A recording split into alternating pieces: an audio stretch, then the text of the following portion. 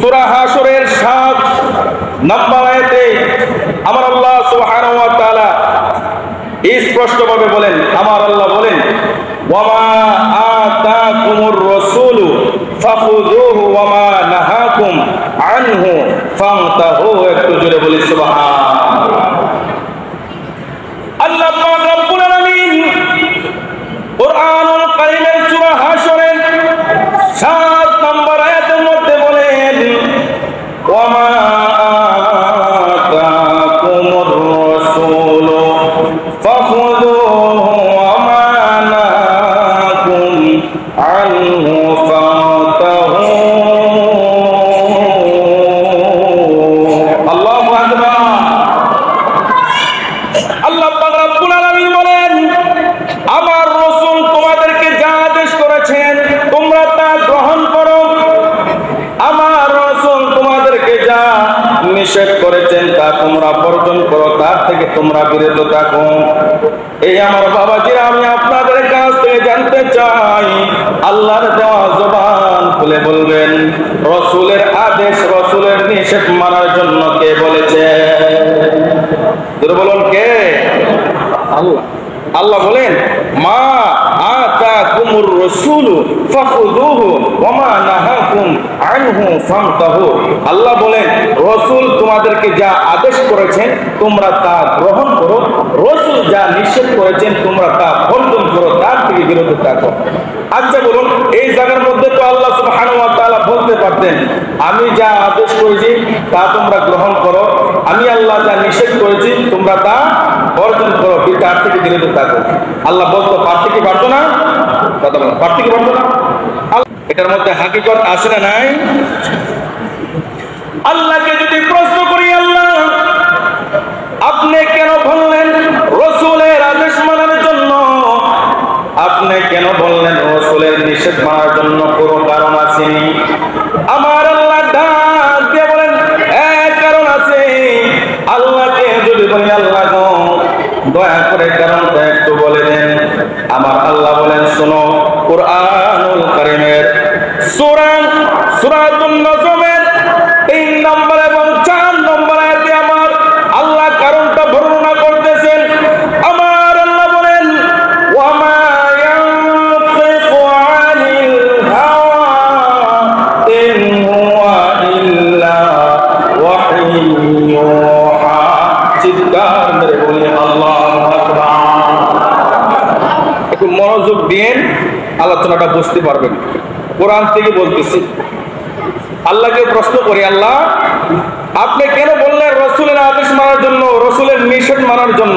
আল্লাহ বলেন, ওয়ামা ইয়ানতিকু আনিল হাওয়া ইন হুয়া ইল্লা ওয়াহয়ুহা। একটু জোরে বলি সুবহানাল্লাহ। আল্লাহ বলেন, কিসের জন্য? আমি আল্লাহ বলছি রাসূলের আদেশ মানার জন্য, রাসূলের নিষেধ মানার জন্য। কারণ হলো, আমার রাসূল জিন্দেগানের মধ্যে একটা কথাও বানায় বলেন নাই, একটা কাজও নিষেধ করেন নাই। যা করেছেন আমি আল্লাহর হুকুমে করেছেন। আমি আল্লাহ জিবরাইলের মাধ্যমে, ওহীর মাধ্যমে আমার বন্ধু মুস্তাফাকে করাইছি। একটু জোরে জোরে বলি সুবহানাল্লাহ। তাইলে বোঝা যায় রাসূল মানলে আল্লাহকে মানা হয়ে যায়। সুবহানাল্লাহ না? কথা বুঝতেছেন তো? রাসূলকে মানলে আল্লাহকে মানা হয়ে যাবে, রাসূলের আদেশ মানলে আল্লাহর আদেশ মানা হয়ে যাবে। এবার আল্লাহকে যদি প্রশ্ন করা হয়, আল্লাহ রাসূলকে মানলে আল্লাহকে মানা হয়ে যাবে, রাসূলের কথা মানলে আপনি আল্লাহর কথা মানা হয়ে যাবে।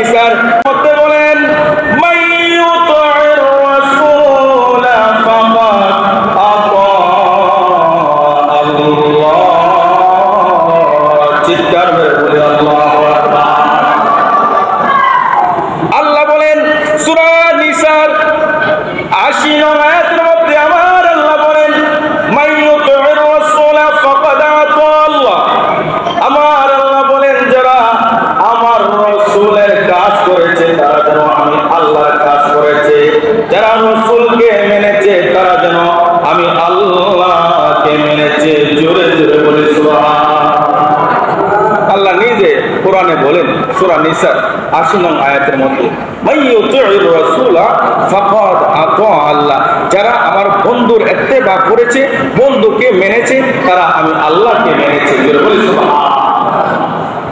তাইলে বোঝা যায় রাসূল মানা আল্লাহ মানা, কথা বলুন ঠিক কিনা? রাসূলকে না মানলে আল্লাহকে মানা হবে না, রাসূল মানলে আল্লাহকে মানা হয়ে যাবে। এবার আল্লাহকে যদি প্রশ্ন করি, আল্লাহ আপনি বলছেন আপনার রাসূল মানা, আপনাকে মানা, আপনার রাসূলকে মানলে কোনো ফজিলত আছে, কোনো ফায়দা আছে?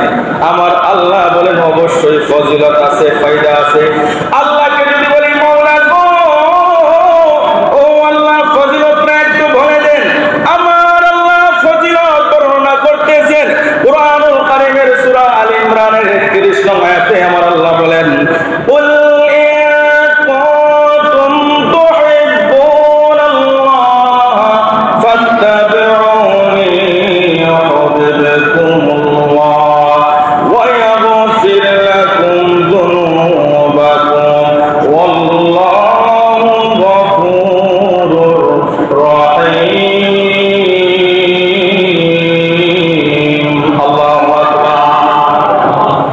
ফজিলত বর্ণনা করতেছে, রাসূলের কথা মানলে কি হবে, রাসূলের কথা শুনলে কি হবে।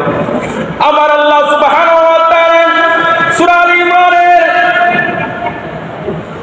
৩১ নং আয়াতের মধ্যে আমার আল্লাহ বলেন, ওল হে নবী আপনি বলে দিন, ইন কুনতুম তুহিব্বুনাল্লাহ, যারা আমি আল্লাহকে ভালোবাসতে চাই।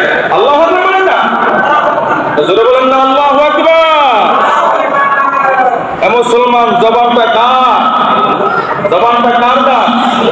আল্লাহ দান। আল্লাহ দেওয়া দান জবান দিয়ে যদি আল্লাহকে বলেন, আল্লাহকে ডাকেন, আল্লাহ খুশি হবে না রাজা হবে? একটু জোরে বলুন আল্লাহু আকবার, একটু গভীর মনোযোগ দিয়ে। আল্লাহ সুবহানাহু ওয়া তাআলা বলেন, বল হে নবী আপনি বলে দিন, ইন কুনতুম তুহিব্বুনাল্লাহ, যারা আমি আল্লাহকে ভালোবাসতে চাই তাদেরকে জানিয়ে দিন, ফাত্তাবিউনি, তারা যেন আপনি বন্ধু মুস্তাফার ইত্তেবা করে, অনুকরণ করে। আপনি বন্ধু মুস্তাফার অনুকরণ করলে ইউহিব্বুকুমুল্লাহ, আমি আল্লাহর ভালোবাসা হয়ে যাবে।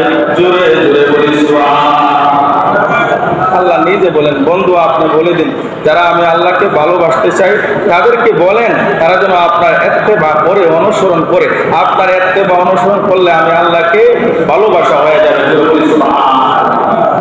এবার আল্লাহকে যদি প্রশ্ন করি, আল্লাহ আপনার বন্ধু মুস্তাফার ইত্তেবা করলে আপনার ভালোবাসা হয়ে যাবে, আপনার ভালোবাসা যদি হয়ে যায় কোনো লাভ আছে নি? আমার আল্লাহ বলেন লাভ আছে। আমার আল্লাহ বলেন, ওয়ায়াগফির লাকুম যুনুবাকুম ওয়াল্লাহু গফুরুর রহিম। আমি আল্লাহকে যখন ভালোবাসা হয়ে যাবে, আমি আল্লাহ তোমাদের জিন্দেগানের গুনাহগুলো গফফার নামের ওসিলায় ক্ষমা করে দিব। একটু জোরে জোরে বলি সুবহানাল্লাহ। এজন্য রাসূলের অনুসরণ করার প্রয়োজন আছে না নাই? জবান খুলে বলি আছে না নাই? রাসূলের আদর্শ মানলে আল্লাহর হুকুম মানা হয়ে যাবে, রাসূলের নিষেধ গুনাহ মানলে আল্লাহর নিষেধ মানা হয়ে যাবে। আল্লাহ নিজে কোরআনে বলেছেন, রাসূল মানলে আমি আল্লাহকে মানা হয়ে যাবে।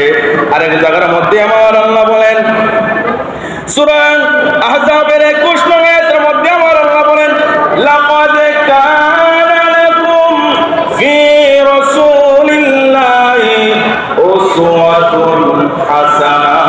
চিৎকার মেরে বলি আল্লাহু আকবার। আমার আল্লাহ বলেন, রাসূলের ভিতরে তোমাদের জন্য উত্তম আদর্শ রয়েছে। আল্লাহ বলেন, তোমাদের জন্য রাসূলের ভিতরে উত্তম আদর্শ রয়েছে। রাসূলের আদর্শকে ফলো করো, যদি রাসূলের আদর্শকে ফলো করো তাহলে কাল কিয়ামতের ময়দানে জান্নাতে যাইতে পারবে। একটু জোরে বলি সুবহানাল্লাহ। এবার আসুন, রাহমাতুল লিল আলামিন বলেন, মান আহাব্বা সুন্নতি ফাকাদ আহাব্বানি ওয়া মান আহাব্বানি কানা মা'ইয়া ফিল জান্নাহ। রাসূল নিজে বর্ণনা করতেছেন, যেই ব্যক্তি যারা